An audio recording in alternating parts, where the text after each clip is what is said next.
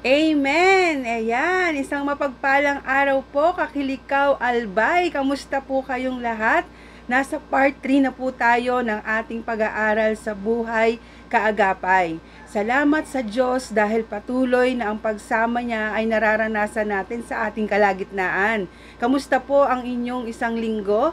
Kamusta po ang ating pananalangin? Kamusta po ang atin pong pananampalataya? Nawa po habang tayo po ay nakakarinig, nakakabasa at nagbubulay-bulay ng mga salita ng Panginoon, lalo po nating nararanasan ang pagmamahal, ang proteksyon, ang pagsama ng ating Diyos na buhay.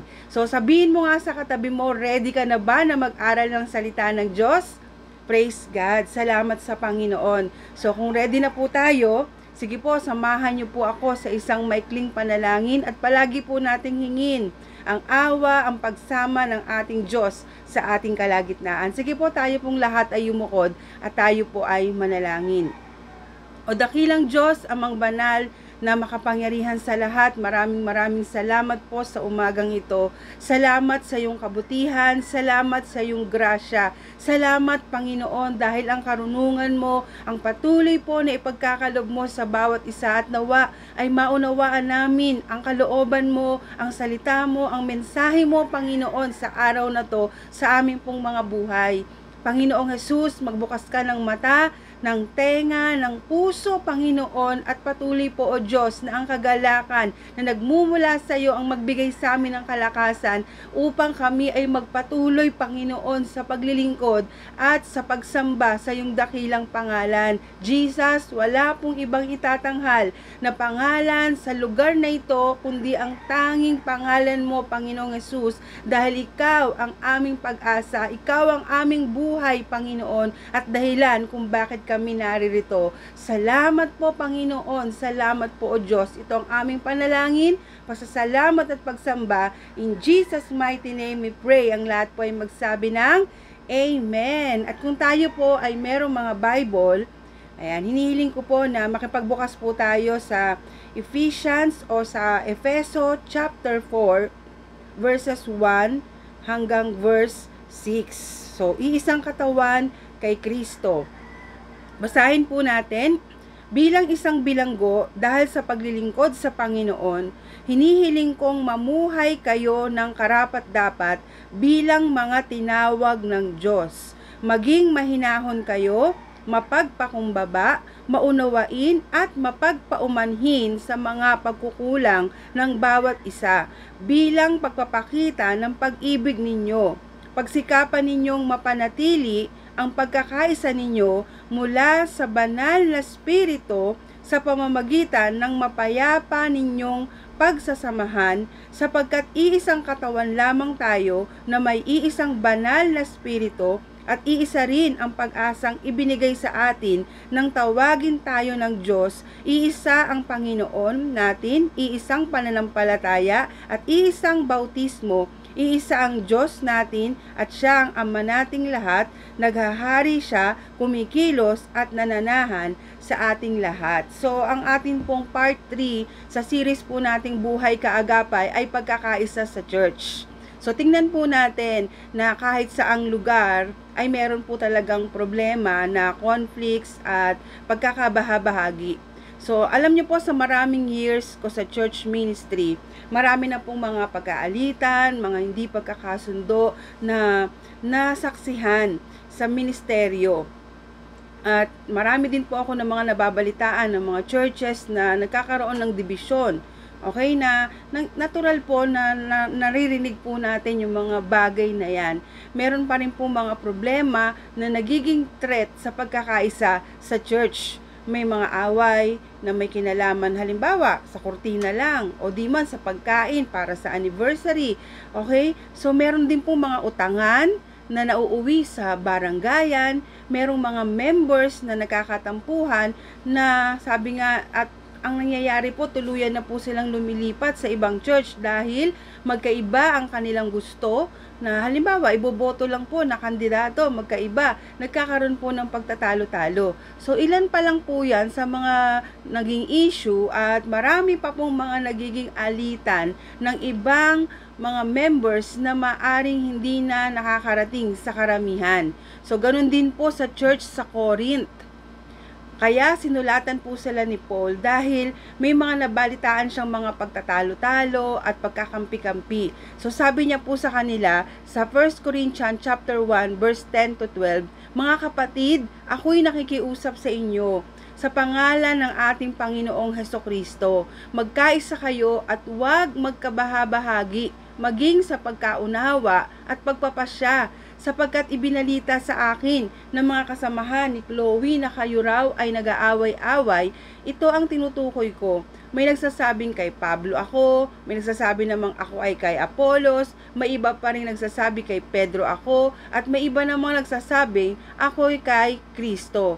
So sinabihan niya sila na magkaisa dahil nga nagkakahati-hati sila. Kanya-kanyang partido. Nangyayari rin po yan sa ibang mga churches ngayon. At posible na maging problema din yan sa church natin. At kaya mahalaga po na pag-aaralan po natin ngayon, di po ba, yung church covenant. At ang unang-una pa naman po, sabi nga dito, may kinalaman po sa pagkakaisa. Sabihin nga po natin ng malakas, pagkakaisa. Yan. Kasi nga, hindi ito natural sa atin. Hindi rin ito basta-basta lang na nangyayari. Bakit nga ba nahihirapan tayo na makipagkasundo sa mga taong nakasakit sa atin? Diba? O di man ibang-iba sa atin. Sabi ni Paul sa mga taga-Korinto sa 1 Corinthians chapter 3 verse 3 to 4, "Ang inyong pag-iinggitan at pag-aaway-away ay palatandaan na makasanlibutan pa kayo at namumuhay ayon sa laman. Kapag sinabi ng isa, ako'y kay Pablo, at ng iba, ako'y kay Apollos, hindi ba't palatandaan yan na kayo'y namumuhay pa ayon sa laman?" So, ang tinutukoy niya po na laman o yung flesh dito ay yung nananatiling kasalanan natin. Bagamat nasa atin na ang espiritu, patuloy pa ring nananahan yung makasalanang pagkatao natin. So, yung indwelling sin, ito po yung problema. Kapag may mga conflicts, natural sa atin na sabihin, siya kasi, di po ba? Siyang problema, hindi ako. So, posible nga na hindi ikaw ang nagsimula ng away, pero hindi mo pwedeng sabihin naging totally okay ang response mo. So, saan nanggagaling yung mga alitan at pag-aaway? Hindi ba't nagmumula yan sa mga pagnanasang naglalaban-laban sa inyong kalooban? Mayroon kayong ninanasang, ngunit hindi ninyo makamtan, kaya't pumapatay kayo. Mapasa inyo lamang yon.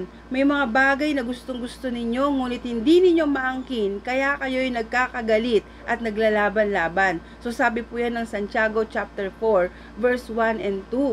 So, sa isang church na ang lahat ng miyembro, without exception, ay makasalanan. So, wala pong exemption dito. Lahat tayo. Sabihin nga po natin, lahat tayo ay makasalanan. So, mahirap po talaga yung pagkakasundo-sundo at pagkakaisa.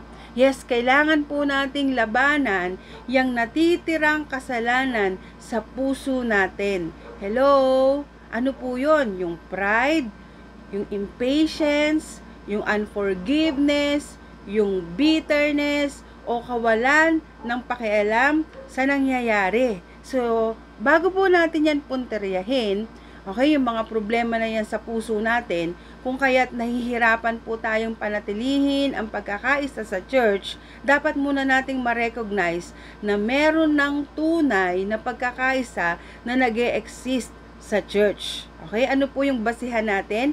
Unang-una, yung theological basis for unity. So, ang basis for unity ng church ay hindi po practical o yung nakadepende sa effort na gagawin natin para magkaroon ng pagkakasundo-sundo. Siyempre po, may gagawin tayo, pero hindi po yun yung primary na dahilan.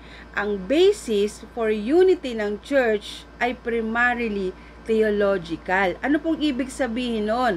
Ibig sabihin, okay, good news po yun sa atin na kahit gaano man katindi yung mga alitan na nangyayari sa loob ng isang church at gaano man kalaki ang differences in doctrines and practices na nagiging dahilan ng pagkakahiwa-hiwalay ng iba't ibang churches at iba't ibang denominations, merong tunay na spiritual unity ang church. So pansinin niyo po yung simula ng first commitment natin sa church covenant, 'di ba?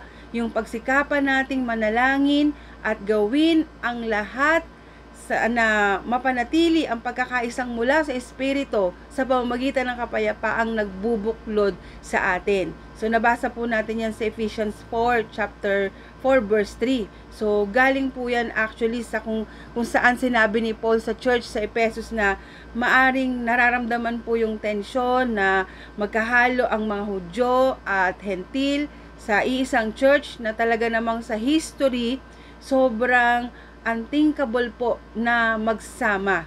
Okay? Sabi doon, sikapin ninyong mapanatili ang pagkakaisang mula sa Espiritu sa pamamagitan ng kapayapaang nagbubuklod sa inyo. So anumang hidwaan o tensyon sa relasyon ng magkaibang lahi, sabi ni Paul, meron ng pagkakaisa mula sa Espiritu. So, meron ng kapayapaang nagbubuklod sa kanila. So, we are not called to manufacture peace and unity. Ang kailangan lang po ay mapanatili kung ano ang meron na. So, at ang pagkakaisang ito, hindi po nakatali sa atin, kundi nakatali po sa Diyos. So, may iisang katawan at iisang espiritu, di ba? Sabi sa verse 6, mula sa chapter 4, verse 4 to 6, may iisang katawan at iisang espiritu, kung paanong may iisang pag-asa na para doon kayo tinawag ng Diyos, may iisang Panginoon, iisang pananampalataya, iisang bautismo, iisang Diyos at Ama nating lahat. Siya ay higit sa lahat, kumikilos sa lahat, at nananatili sa lahat. So, pansinin niyong mabuti yung reasoning dito ni Paul. Hello? No, hindi niya sinabing magkaisa kayo para magkaroon ng iisang katawan. Ang sabi niya po, panatilihin niyo ang pagkakaisa dahil may iisang katawan. So, hindi sinabing so that there will be one body. Ang sabi po, there is one body. So, sabi nga, theological reality na siyang pundasyon ng pagkakaisa sa church. So, ito po yung basihan ng unity. Meron ng unity.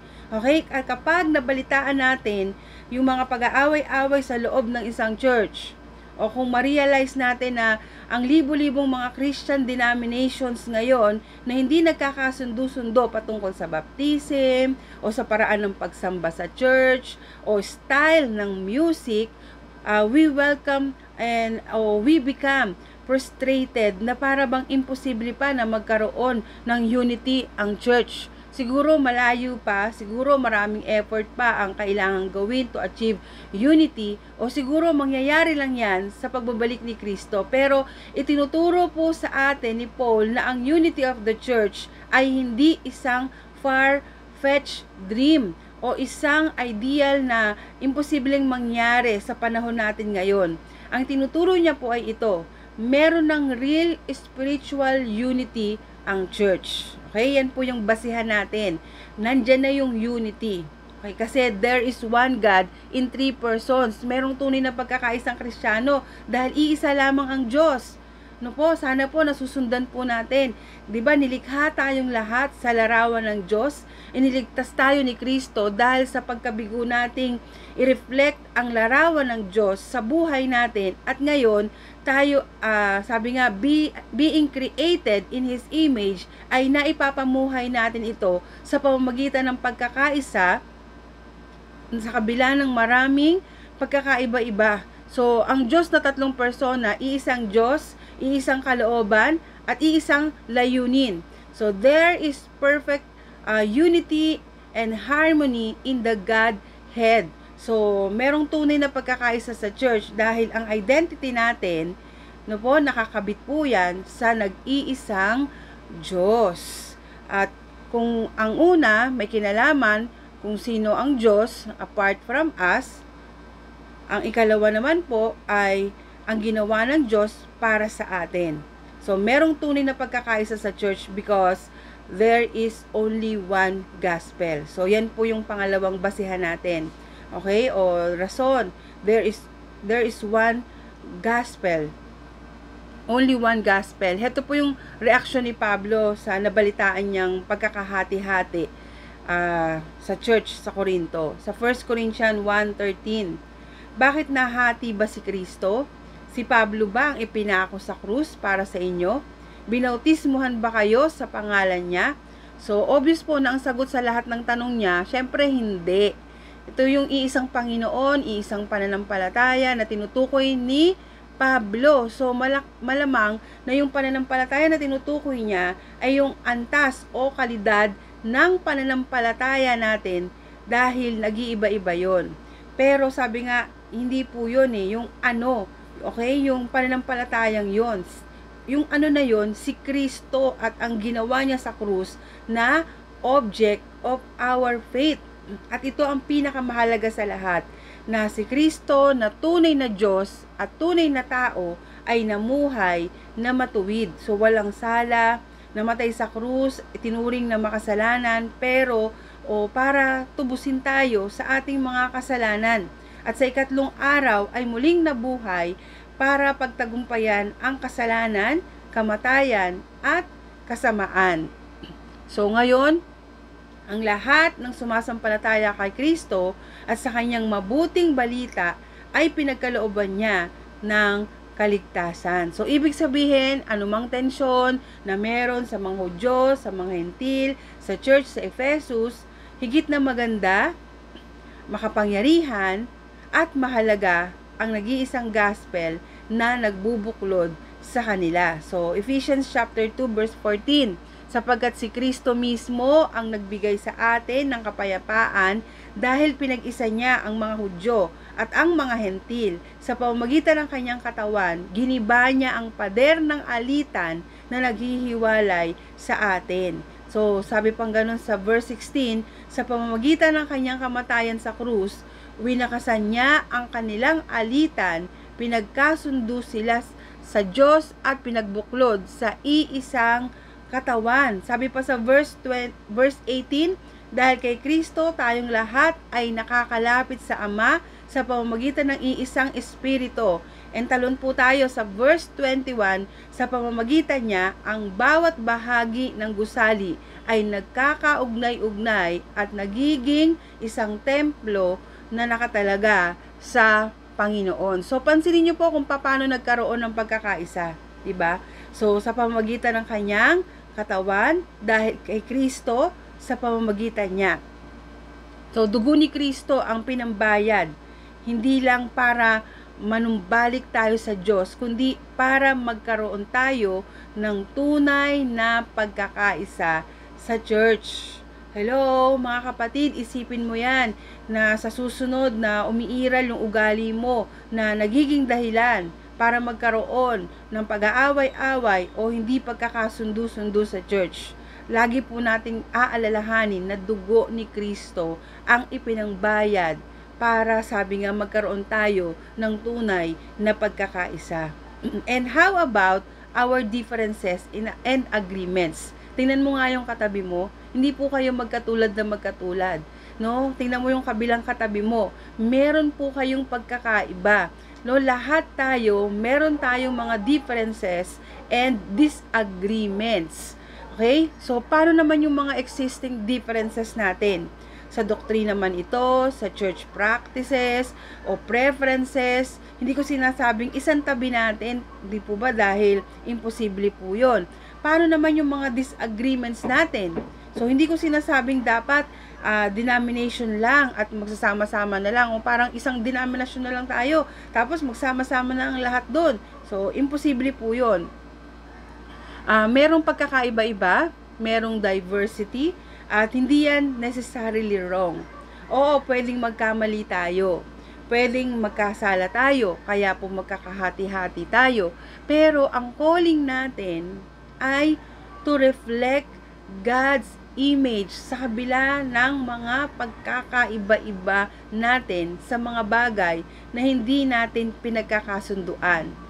Ulitin ko po, Ang calling natin ay to reflect, no? Para sabi nga, maisalarawan natin ang imahe ng Diyos. Meron man tayong differences, meron man tayong pagkakaiba-iba, okay, sa maraming mga bagay-bagay na hindi natin napagkakasunduan, pero ang pinakamahalaga sa lahat, nakafocus tayo sa gospel at sa core doctrines of our faith na pinapahayag ng lahat ng mga Christians. So, anumang differences natin, anumang mga disagreements natin, we must find and pursue our unity in the gospel. So, walang unity apart from the gospel.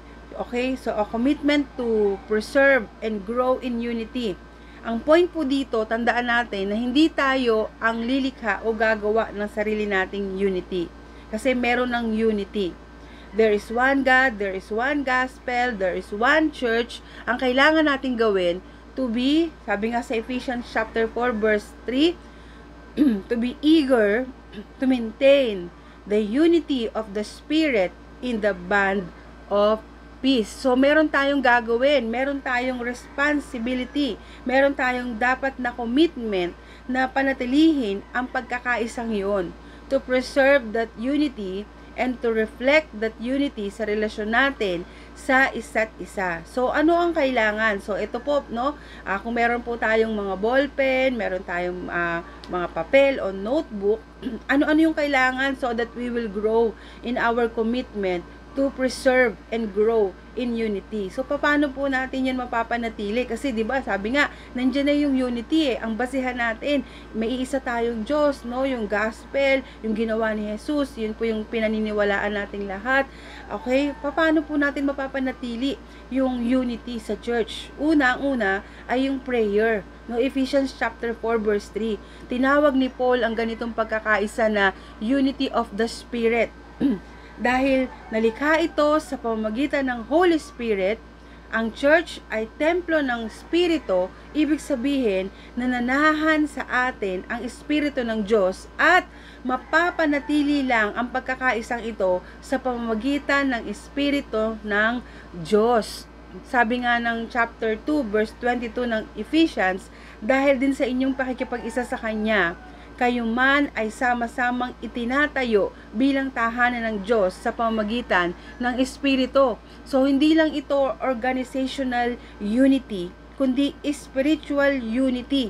A kind of unity only the Spirit can accomplish. Yes, meron tayong kailangan gawin hanggang makarating tayo sa pagkakaisa ng pananampalataya. Pero dapat na aminin nating hindi natin kakayanin kung tayo-tayo lang. Kahit magtulong-tulungan pa tayo, dapat na ibabad natin ito sa prayer. Hello? Sabi nga, no, Ephesians chapter 6 verse 18, manalangin kayo sa lahat ng pagkakataon, humiling at sumamo sa patnubay ng Espiritu. Kaya napakahalaga po talaga ng pananalangin. Kasi kapag wala tayong pananalangin, kapag wala yung Espiritu ng Diyos, kapag wala yung kapangyarihan ng Diyos, hindi po natin to kakayaning mapanatili ang pagkakaisa. So, ang tanong po, kailan yung huling beses na nanalangin ka para sa pagkakaisa sa church, tulad ng prayer ng Panginoon sa John chapter 17 verses 11, 21 to 23. Diba ang prayer po doon ni Jesus, ingatan mo sila upang kung paanong ikaw at ako ay iisa, gayon din naman sila'y maging isa. Ama, maging isa nawa silang lahat. Kung paanong ikaw ay nasa akin at ako'y nasa iyo, gayon din naman maging isa nawa sila sa atin upang ang sanlibutan ay maniwala na ikaw ang nagsugo sa akin. Ibinigay ko na sa kanila ang kalwalhatiang ibinigay mo sa akin, upang sila'y ganap na maging isa, tulad mo at ako na iisa. Ako'y nasa kanila at ikaw ay nasa akin, upang lubusan silang maging isa. Dahil dito, malalaman ng sanlibutan na sinugo mo ako at sila'y minamahal mo, katulad ng pagmamahal mo sa akin. So, ito rin ang prayer natin, hindi lang kapag may nababalitaan po tayong mga matinding pag-aaway-away o hindi pagkakasundo-sundo, kundi maging sa panahon parang payapa naman ang sitwasyon. Okay, we must regularly pray for church unity. Kaya yung first words sa first commitment sa covenant po natin, pagsikapan nating manalangin. Okay? Sabihin niya po natin, manalangin. Napakahalaga po ng panalangin. Pero hindi lang yon. At sabi nga, gawin ang lahat para mapanatili ang pagkakaisang mula sa Espiritu. Hello? Prayer. Napakahalaga po talaga na nananalangin po tayo. And then, sabi nga, meron pa tayong kailangang gawin. Okay, ano yung pangalawa? Yung effort na dapat i-exert para mapanatili ang pagkakaisa at lumago tayo sa pagkakaisa. Active effort po ito, hindi po passive. So, hindi mo pwedeng sabihin, wala naman akong ginagawa para mahati sa church. Okay? Mas mainam kung itatanong mo sa sarili mo, ano ba ang ginagawa mo para mapanatili at mapatatag ang pagkakaisa sa church. So, hindi po pwedeng wala kang gagawin. Kaya ang sabi ni Paul sa Ephesians chapter 4 verse 3, sikapin ninyong mapanatili ang pagkakaisang mula sa Espiritu. Sa Romans chapter 14 verse 19, kaya't lagi nating pagsikapang gawin ang mga bagay na makakapagdulot ng kapayapaan at makakapagpalakas sa isa't isa. Sa Awit 34 verse 14, mabuti ang gawit masamay layuan, pagsikapang kamtin ang kapayapaan. So kapag meron nakakasakit, o halimbawa meron nakasakit sa iyo sa church, o meron kang hindi nakasundo na naging dahilan para maging malayo ang loob nyo sa isa't isa, ano ang ginawa mo? O may ginawa ka ba para magkaayos kayo? O kung bago ka pa lang sa church at hindi pa nangyayari ang ganyan, paano po kung nangyari yan? Kaya ano ang gagawin mo? Siyempre, hindi naman sa'yo nakasalalay ang lahat. Pero at least, may ginawa ka. Meron kang dapat gawin. Maraming mga conflicts na hindi na sana lalaki at lalala kung sa simula pa lang ay pinag-usapan na ng maayos. Pero bakit nahihirapan tayo makipagkasundo sa iba? Hello? Bakit nga ba nahihirapan tayo makipagkasundo sa iba? Heto po yung kulang sa atin. Ano po yun? Humility. Kaya nakalagay sa covenant natin na may pagpapakumbaba. Kasi mahalaga ang humility para maranasan ang unity. Kapag walang humility, delikado ang unity sa church. Kaya sinabi ni Paul, bago yung tungkol sa maintaining unity sa Ephesians 4:3, sabi nga, with all humility. So, magkakabit po kasi yon. Hindi po pwedeng paghiwalayin. Kalaban ng unity, ang pride na nasa puso natin. Sabi nga po ni Christopher Green, pride is one of the most obvious ways to develop a fault line in a church. Pride will inevitably lead to disunity because people build empires which they can lead to their own satisfaction, and they can find a place to stand uncorrected and unchangeable.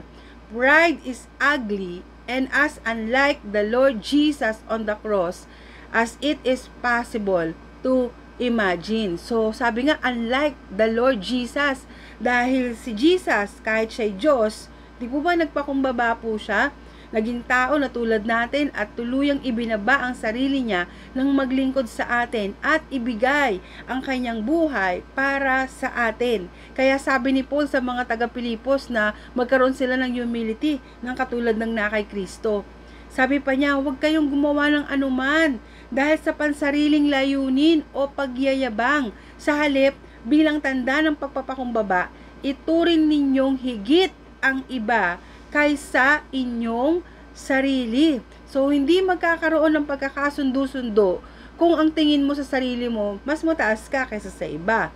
Kung feeling mo, ikaw palagi ang tama at ang iba palaging mali. Kung makikipag-usap ka nga sa nakaaway mo, pero hindi naman para magkaayos kayo, kundi para patunayan na ikaw ang tama.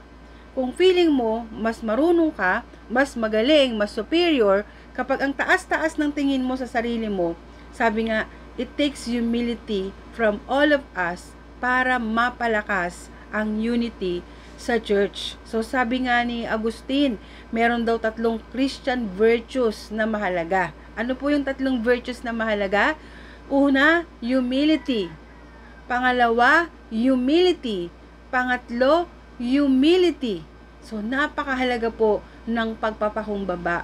Kinakailangan ipaayos natin, ipawasak natin sa Panginoong Hesus yung anumang kayabangan na natitira pa sa puso natin. Dahil yung pride na yan, kalaban yan ng pagkakaisa.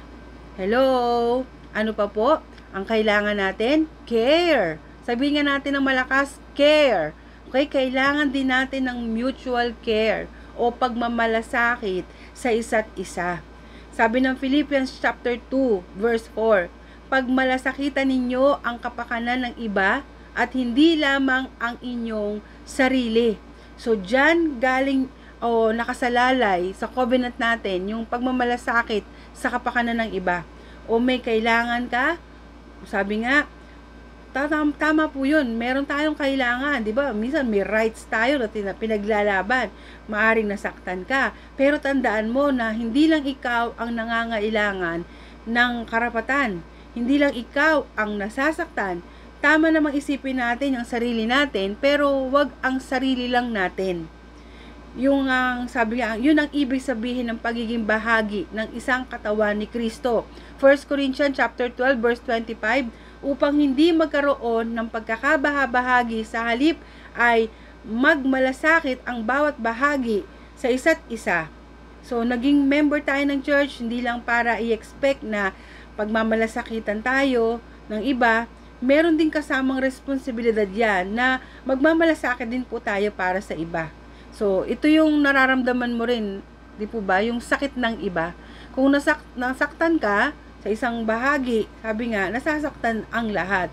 Sakit ng kalingkingan, sakit ng buong katawan. So, pero naisip mo rin ba na ikaw rin ay nasaktan? Okay? Ano ang gagawin mo? O kung wala kang nakaaway, pero nagmamalasakit ka ba sa mga members natin na hindi natin nakikita? Baka meron naman din silang nakaaway. So, minsan ganun po, di ba? Wala naman tayo nakakaaway, pero wala lang din tayong pakialam kahit wala na po yung iba. Kamustahin din po natin sila. Baka meron din po silang nakasamaan ng loob. Meron tayong gawin para mamagitan sa hindi pagkakasunduan ng ating mga kapatiran. So, pinagpe-pray mo ba sila? Kinakamusta mo ba? At ginagawa ng paraan para muling makasama sa church? So, that is how we work for unity. Kung meron tayong pagmamalasakit sa bawat isa, sabi nga, dapat meron po tayong pakialam. Sasabihin natin, makakasira ba to? O ito ba ay para sa pagkakaisa? Tandaan po natin, magkakapatid tayo sa Panginoon. Hello? Ano pa po? Yung forgiveness. Ayan, no? Hello, kamusta po kaya ang ating mga puso sa pagpapatawad? Mahirap naman talagang maging member ng church. No po? Kaya nga ang iba, okay lang na attender na lang sila. Kahit hindi na member. Kasi nga, may mga pagkakataong nahihirapan kang pakisamahan ang ibang mga members na church. Totoo nga saints ang members ng church, pero totoo rin na lahat tayo ay nananatiling sinners. So, nagkakasala pa rin. Sooner or later, kung di mo pa na-experience, masasaktan ka rin ng iba at baka umiyak pa, no? At may nakasakit na rin sa atin. May nakasakit na rin po sa akin. So, meron na rin akong mga nasaktan o nagtampo dahil sa ginawa ko o hindi ko ginawa na ine-expect nila. So, kaya mahalaga po yung nakasulat sa covenant natin na kasunod na, sabing ganon, ipagpatawad sa isa't isa. Okay, yung pagpapatawad po sa isa't isa tulad ng pagpapatawad sa atin ng Diyos. Mula po yan sa Ephesians chapter 4 verse 31 to 32. Ang sabi doon, alisin na ninyo ang lahat ng sama ng loob, poot at galit. Huwag na kayong mambubulyaw, manlalait at mananakit ng damdamin ng kapwa. Sa halip, maging mabait kayo at maawain, mapagpatawad kayo o magpatawad kayo sa isa't isa tulad ng pagpapatawad sa inyo ng Diyos dahil kay Kristo. So, may mga kasalanan na nagiging dahilan para magkaroon ng lamat ang relasyon natin sa church. But forgiveness has the power to heal broken relationships. Kung maliit na kasalanan, di ba, madali pa po yung palampasin. Pero, papaano kung masakit talaga? Paano kung mahihirapan ka nang makita yung isang member na nagkasala sa'yo? Paano kung mahirap magpatawad? Mahirap talaga. Kaya kailangan nating alalahanin palagi, hindi ang kasalanang nagawa ng iba laban sa atin, kasi kung gagawin natin yun, lalo pang magagatungan yung galit at hinanakit sa puso natin. Pero kung aalalahanin natin kung paanong ang lahat ng mga kasalanan natin, pati na ang mga kasalanan ng taong nagkasala sa atin, ay ipinako na sa krus at binayaran na ni Kristo, magkakaroon tayo ng kakayahan na magpatawad dahil tayo mismo naranasan natin ang pagpapatawad ng Diyos sa atin sa pamamagitan ni Kristo. So, forgiven people forgives. So, ang mga taong pinatawad ay nagpapatawad. At ang pagpapatawad ang makakahilom ng anumang nagiging lamat sa ating pagkakaisa sa church. So, nagkausap na ba kayo ng taong nagkasala sa iyo? Pinatawad mo na ba siya? O baka ikaw ang kailangan ding humingi ng tawad? Hello? So, ang panghuli, mahalaga rin po, nasa panghuli na tayo, yung perseverance, napakahalaga. Kasi nga, kung nagpapatawad ka, posible na magkakasala ulit yan sa'yo eh. 'Di ba? Kung hindi man yung taong yon, baka iba naman, no? Baka mawalan ka na ng pasensya, okay, panghinaan ka na ng loob, o umayaw ka na, o lumipat na lang sa ibang church. Kaya sabi ni Paul, sa Ephesians chapter 4 verse 2, with all humility and gentleness, with patience, bearing with one another in love. So, meron talagang iba na kailangang pagtiyagaan natin. No, meron talagang mga tao na kailangang pagtiisan natin. Okay? Wag nating basta-basta susukuan. Tingnan mo nga yung katabi mo, no? May mga tao talaga na talagang kailangan mong pagtiyagaan. May mga tao talaga na kailangan mong pagtiisan. Okay? Minsan ikaw na yung nagpapakumbaba, pero minsan ikaw pa yung napapasama. Minsan gusto mo nang magpatawad, pero ayaw naman makipag-usap sa'yo. Kapag sinabi mo yung obvious na kasalanang nagawa ng iba, ayaw pang aminin, no? Ikaw pa ang lalabas na may kasalanan. Hindi mawawala yung threats to our unity as a church. Hindi kasi humihinto ang kaaway para samantalahin ang mga pagkakataon para maghasik ng kaguluhan sa church. Huwag din tayong hihinto sa pananalangin, pagsisikap, pagpapakumbaba, pagmamalasakit at pagpapatawad. Tandaan po natin yan, ang mission natin is to reflect God's image sa kahit anumang pagkakaiba-iba natin.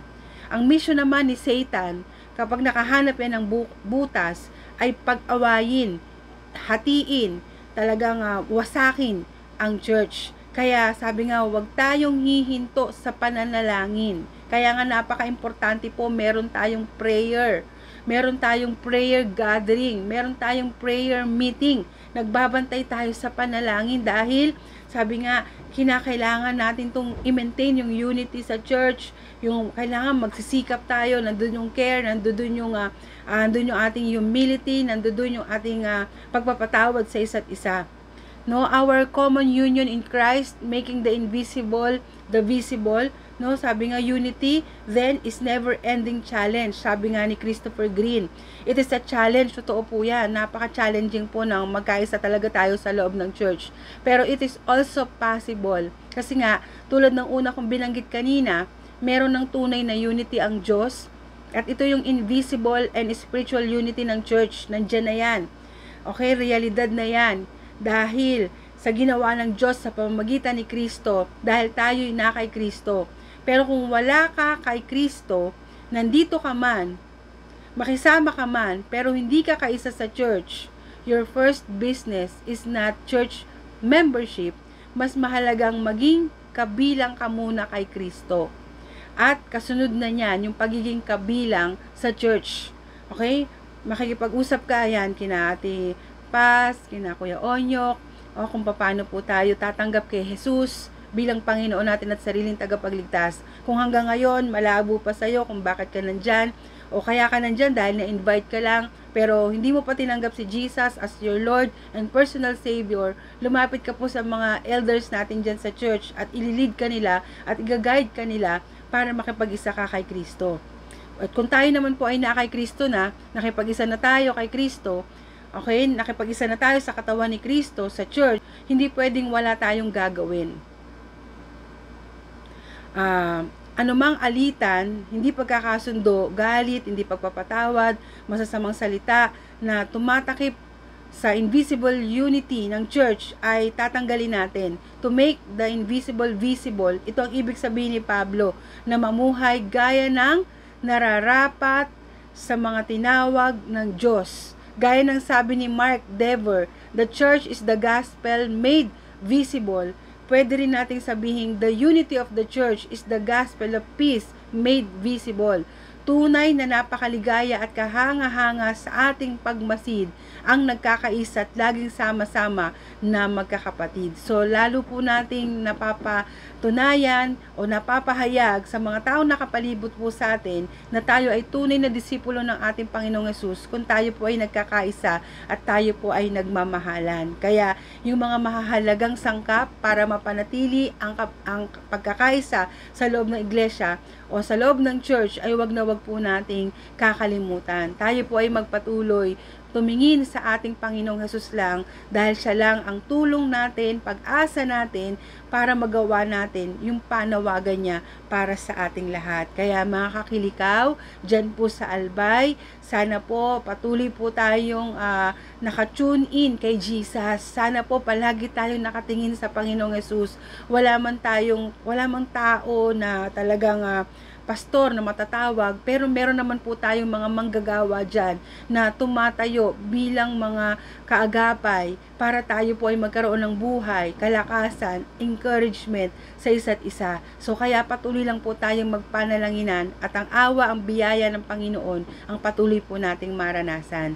Sige po, tayo pong lahat ay manalangin. I-close muna po natin ang gawain ito o ang pag-aaral na to sa panalangin at mamaya po gumrupo-grupo po ulit kayo sa maliliit na grupo at magpanalanginan sa isa't isa. Sige po, tayo yumukod at manalangin.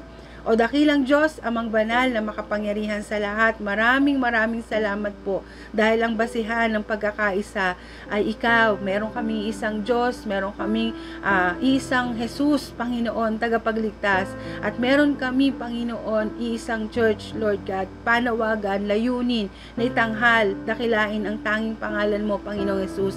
Hayaan mo po na sa mga oras na to, mababang puso po namin ipasakop ang aming mga sarili, ang aming mga buhay sa iyong kapangyarihan. Matuto kaming magmalasakit para sa iba. Turuan mo kami, Panginoon, na magpatawad sa mga taong nagkasala sa amin. At turuan mo kami, Panginoon, na magpatuloy, magtiyaga, anuman ang sitwasyon at panahon na nararanasan namin. Salamat po sa mga kapatiran dyan sa Kilikaw Albay. Kayo na po ang humipo sa kanila, magpala at magpalakas sa kanilang pananampalataya. Lord, salamat po. Ito ang aming panalangin, pasasalamat at pagsamba. In Jesus' mighty name we pray. Amen and amen. God bless po sa bawat isa. Happy Sunday!